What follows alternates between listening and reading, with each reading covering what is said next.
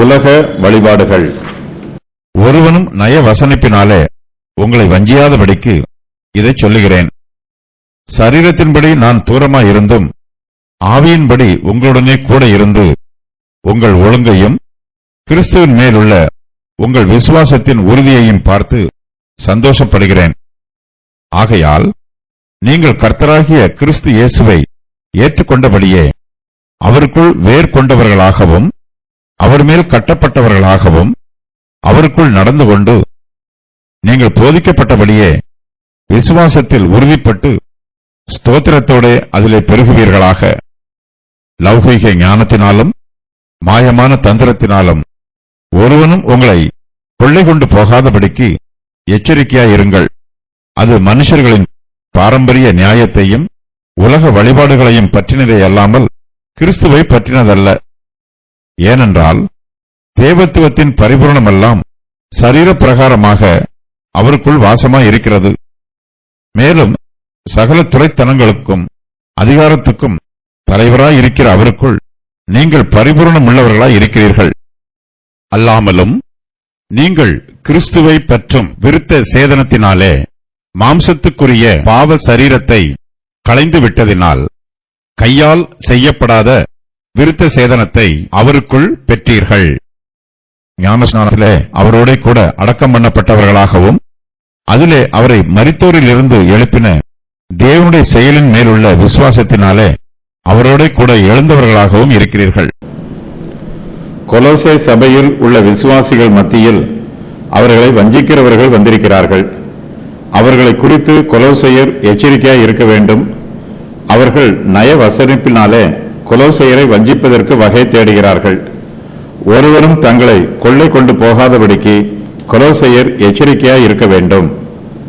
சாத்தான் விசுவாசிகளுடைய ஆத்துமாக்களை வஞ்சித்து கொள்ளையிடுகிறான். ஆத்துமா கொள்ளையிடப்பட்டால் நமக்கு ஆத்தும மரணம் உண்டாகும். அவன் நம்மை வஞ்சிப்பதற்கு முயற்சி செய்வான். அவனுடைய வஞ்சகத்திற்கு நாம் இடம் கொடுக்கக்கூடாது. அவனால் நம்மை வஞ்சிக்க முடியவில்லை என்றால் அவனால் நம்முடைய ஆத்துமாவை கொள்ளை கொண்டு போக முடியாது. நம்முடைய ஆத்துமாவை சாத்தானால் அழிக்க முடியாது.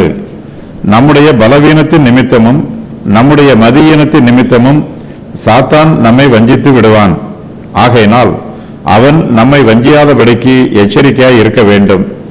கள்ள போதகர்கள் சாத்தானுடைய பிரதிநிதிகளாக விசுவாசிகளை வஞ்சிக்கிறார்கள். அவர்களை வஞ்சிப்பதற்கு நயவசனிப்பான வார்த்தைகளை பயன்படுத்துகிறார்கள்.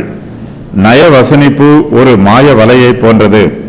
அதில் சிக்கிக் கொள்வர்களால் அதில் இருந்து மீள முடியாது. ஒரு சிலர் அந்த வலையில் சிக்கிக் கொண்டாலும் தாங்கள் சிக்கிக் கொண்டது கூட அவர்களுக்கு தெரியாது.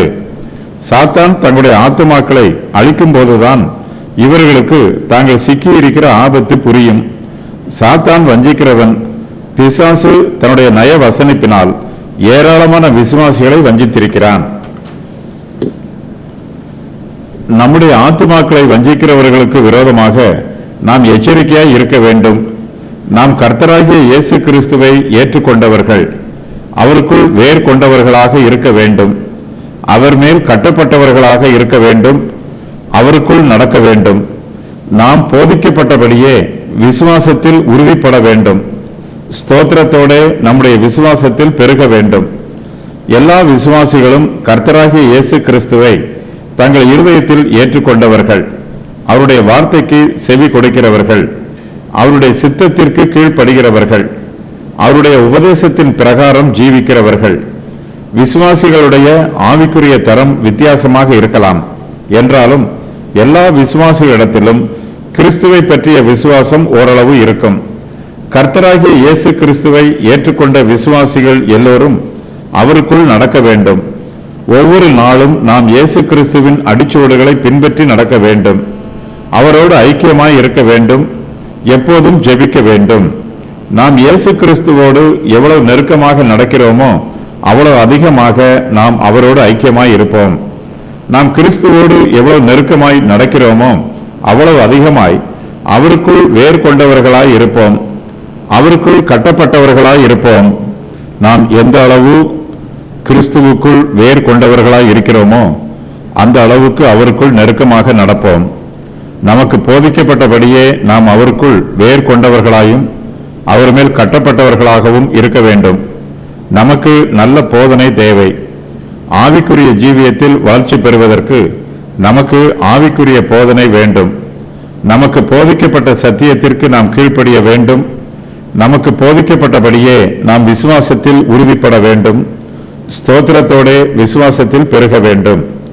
லௌகீக ஞானத்தினாலும் மாயமான தந்திரத்தினாலும் ஒருவனும் நம்மை கொள்ளை கொண்டு போகாதபடிக்கு விசுவாசிகளாகிய நாம் எச்சரிக்கையாய் இருக்க வேண்டும். இவையெல்லாம் மனுஷர்களின் பாரம்பரிய நியாயத்தையும் உலக வழிபாடுகளையும் பற்றியதாய் இருக்கிறது. இவை கிறிஸ்துவை பற்றினது அல்ல. இவையெல்லாம் உலக பிரகாரமான தத்துவங்கள். இதில் உலக பிரகாரமான ஞானம் இருக்கலாம், ஆனால் இதில் ஆவிக்குரிய ஞானம் இல்லை.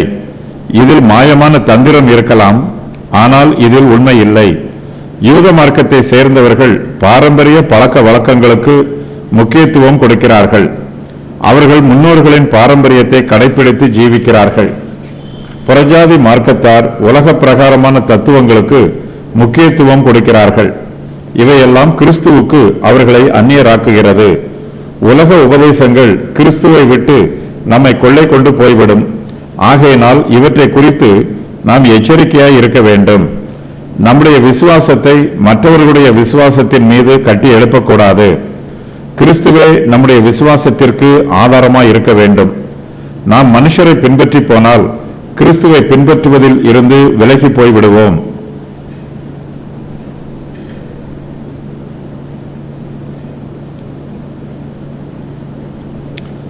யூத மார்க்கத்தின் சடங்காச்சாரங்கள் எல்லாம் இயேசு கிறிஸ்துவுக்குள் நிழலாட்டமாய் இருக்கிறது. கிறிஸ்துவே மெய்யானவர். யூதருடைய நியாயப்பிரமாணம் நிழலுக்கு ஒப்பாய் இருக்கிறது. நிழலில் தேவனுடைய ஷேக்கேனா மகிமை இருக்காது. தேவனுடைய விசேஷித்த பிரசன்னம் நிழலில் இருக்காது. தேவத்துவத்தின் பரிபூரணம் எல்லாம் சரீர பிரகாரமாக இயேசு கிறிஸ்துவுக்குள் வாசமாய் இருக்கிறது. சரீரம் ஆவிக்கு விரோதமானதல்ல, ஆனால் சரீரம் நிழலுக்கு விரோதமாக இருக்கிறது. தேவத்துவத்தின் பரிபூரணம் இயேசு கிறிஸ்துவில் பிரத்யட்சமாக வாசமாய் இருக்கிறது. இது சரீர பிரகாரமாக கிறிஸ்துவுக்குள் நிறைந்திருக்கிறது. தேவத்துவத்தின் பரிபூரணம் இயேசு கிறிஸ்துவில் நிழலாட்டமாக இல்லை. அது சரீர பிரகாரமாக கிறிஸ்துவுக்குள் மெய்யாகவே வாசமாய் இருக்கிறது. கிறிஸ்துவை விசுவாசிக்கிறவர்களாகிய நாம் கையால் செய்யப்படாத விருத்த சேதனத்தை கிறிஸ்துவுக்குள் பெற்றிருக்கிறோம். இது எந்த ஒரு சிருஷ்டியின் வல்லமையினாலும் செய்யப்படவில்லை. தேவ ஆவியானவரின் வல்லமையினால் நாம் கிறிஸ்துவுக்குள் விருத்த சேதனம் பெற்றிருக்கிறோம். நாம் கிறிஸ்துவை பற்றும் விருத்த சேதனத்தினாலே மாம்சத்திற்குரிய பாவ சரீரத்தை களைந்து விட்டோம். யூதர்கள் நியாயப்பிரமாணத்தின் கிரியைகளை கடைபிடிப்பதாக சொல்லுகிறார்கள். நியாயப்பிரமாணத்தின் மூலமாய் தாங்கள் பரிபூரணம் உள்ளவர்களாக இருப்பதாக சொல்லுகிறார்கள். ஆனால் உண்மையில் கர்த்தருடைய பிள்ளைகளாகிய நாமே இயேசு கிறிஸ்துவுக்குள் பரிபூரணம் உள்ளவர்களாய் இருக்கிறோம். இயேசு கிறிஸ்து சகல துரைத்தனங்களுக்கும் அதிகாரத்திற்கும் தலைவராய் இருக்கிறார். நியாயப்பிரமாணம் குறைபாடு உள்ளது, இது பூரணமானது அல்ல. நியாயப்பிரமாணத்தில் உள்ள குறைபாடுகள் எல்லாம் கிறிஸ்துவின் சுவிசேஷத்தில் சீர் செய்யப்பட்டிருக்கிறது. இயேசு கிறிஸ்துவே சகல துரைத்தனங்களுக்கும் அதிகாரத்திற்கும் தலைவராக இருக்கிறார். பழைய ஏற்பாட்டு ஆசாரியத்துவம் இயேசு கிறிஸ்துவில் பூரணமாய் இருக்கிறது. இதை போலவே தாவீதின் ராஜ்யமும் இயேசு கிறிஸ்துவில் தான் பூரணமடைந்திருக்கிறது. இயேசு கிறிஸ்துவே வானத்திலும் பூமியிலும் உள்ள எல்லா அதிகாரத்திற்கும் கர்த்தராகவும் தலைவராகவும் இருக்கிறார். கர்த்தருடைய பிள்ளைகளாகிய நாம் இயேசு கிறிஸ்துவுடனே கூட பரிபூரணமான ஐக்கியத்தில் இருக்கிறோம். நாம் ஞானஸ்நானத்தினாலே இயேசு கிறிஸ்துவோடு கூட அடக்கம் பண்ணப்பட்டிருக்கிறோம். இயேசு கிறிஸ்துவை மரித்தோரில் இருந்து எழுப்பின தேவனுடைய செயலின் மேல் நாம் விசுவாசம் உள்ளவர்களாய் இருக்கிறோம். ஆகையினால் கிறிஸ்துவுடனே கூட நாம் இறந்தவர்களாகவும் இருக்கிறோம். நாம் கிறிஸ்துவுடனே கூட அடக்கம் பண்ணப்பட்டோம், அவருடனே கூட எழுந்தும் இருக்கிறோம். இவை இரண்டும் நம்முடைய ஞானஸ்நானத்தின் மூலமாக நிரூபிக்கப்பட்டிருக்கிறது.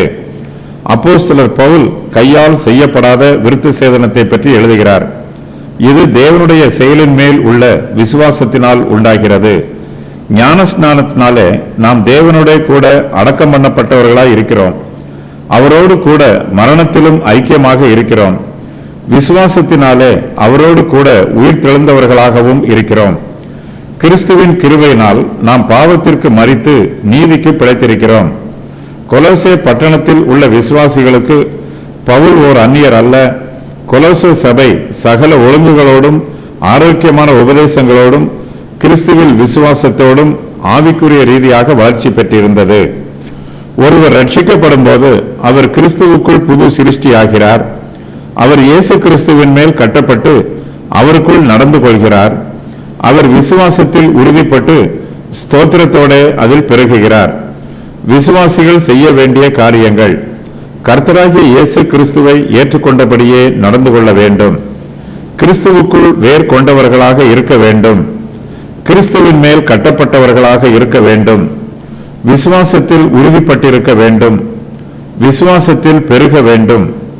விசுவாசத்தில் சந்தோஷமாக இருக்க வேண்டும். வஞ்சனையை குறித்து எச்சரிப்போடு இருக்க வேண்டும். போஜனத்தை குறித்து ஒருவனும் குற்றப்படுத்தக்கூடாது. பானத்தை குறித்து ஒருவனும் குற்றப்படுத்தக்கூடாது. பண்டிகை நாளையும் மாத பிறப்பையும் ஓய்வு நாட்களையும் குறித்து ஒருவனும் குற்றப்படுத்தக்கூடாது. உலகத்தின் வழிபாடுகளுக்கும் அதன் பாவமான வழிகளுக்கும் மரித்தவர்களாக இருக்க வேண்டும். மேலானவைகளை தேட வேண்டும்.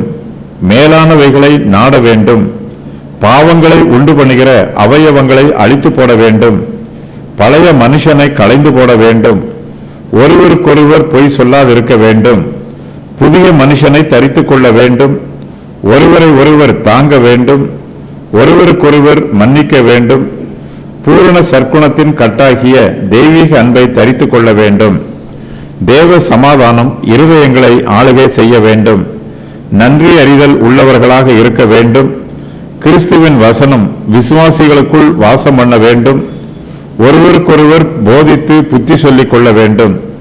இருதயத்திலே கர்த்தரை பக்தியுடன் பாட வேண்டும்.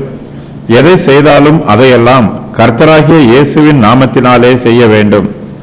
பிதாவாகிய தேவனை ஸ்தோத்திரிக்க வேண்டும். இடைவிடாமல் ஜெபம் பண்ண வேண்டும். ஸ்தோத்திரத்துடன் ஜெபத்தில் விழித்திருக்க வேண்டும். ஞானமாக நடந்து கொள்ள வேண்டும்.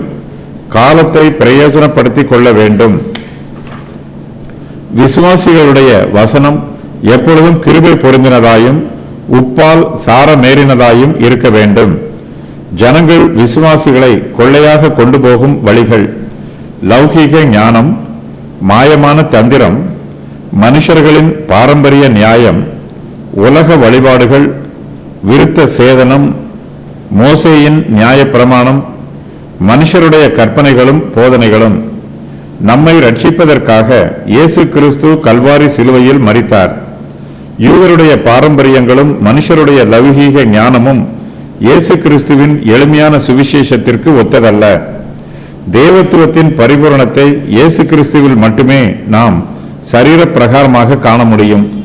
யூத மார்க்கத்தின் கொள்கைகளினாலோ புறஜாதியாருடைய லௌகீக ஞானத்திலோ தேவத்துவத்தின் பரிபூரணத்தை காண முடியாது. இயேசு கிறிஸ்து தம்மையே ஜீவ பலியாக ஒப்புக் கொடுத்து மனுக்குலத்திற்கு மீட்பை உண்டு பண்ணினார். யூத மார்க்கத்தில் ரட்சிப்பின் நிழலைத்தான் காண முடியும். மெய்யான ரட்சிப்பை காண முடியாது. இயேசு கிறிஸ்து சரீர பிரகாரமாக தேவத்துவத்தின் பரிபூரணமாக வெளிப்பட்டிருக்கிறார். மனுஷரை ஆசீர்வதிப்பதற்காக இயேசு கிறிஸ்து மனுஷராக அவதரித்தார். பரிசுத்த ஆவியானவர் இயேசு கிறிஸ்துவின் மீது பரிபூர்ணமாக தங்கி அவருடைய சரீரத்தின் மூலமாக கிரியை நடப்பித்தார். மீட்பின் பரிபூரணம் தேவத்துவத்தில் இருந்து இயேசு கிறிஸ்துவின் சரீரத்தின் மூலமாக வெளிப்பட்டது. இதன் மூலமாகவே நாமும் பரிபூரணம் அடைந்திருக்கிறோம். இயேசு கிறிஸ்து எல்லா அதிகாரத்திற்கும் துறைத்தரங்களுக்கும் தலைவராக இருக்கிறார். கிறிஸ்து விருத்த சேதனம் பெற்றுக்கொண்டு நியாயப்பிரமாணத்தை முழுமையாக நிறைவேற்றினார். இதனால் அவர் தேவனுக்கும் மனுஷனுக்கும் முன்பாக மெய்யான மத்தியஸ்தரானார். ஆகையினால் நாம் இப்பொழுது இயேசு கிறிஸ்துவின் மூலமாக மோசேயின் பிரமாணங்களுக்கு விடுவிக்கப்பட்டிருக்கிறோம். கல்வாரி சிலுவையில் இயேசு கிறிஸ்து சிந்திய திரு ரத்தத்தின் மூலமாக நாம் ரட்சிக்கப்பட்டிருக்கிறோம். ஞானஸ்நானத்தினாலே அவரோடு கூட அடக்கம் பண்ணப்பட்டவர்களாகவும் என்னும் வாக்கியம் தண்ணீர் ஞானஸ்நானத்தை குறிப்பதில்லை. கிறிஸ்துவுக்குள்ளும் பரிசுத்த ஆவியானவர் மூலமாக அவருடைய சரீரமாகிய சபைக்குள்ளும் நாம் எடுத்துக்கொள்ளும் ஞானஸ்நானத்தை குறிக்கும்.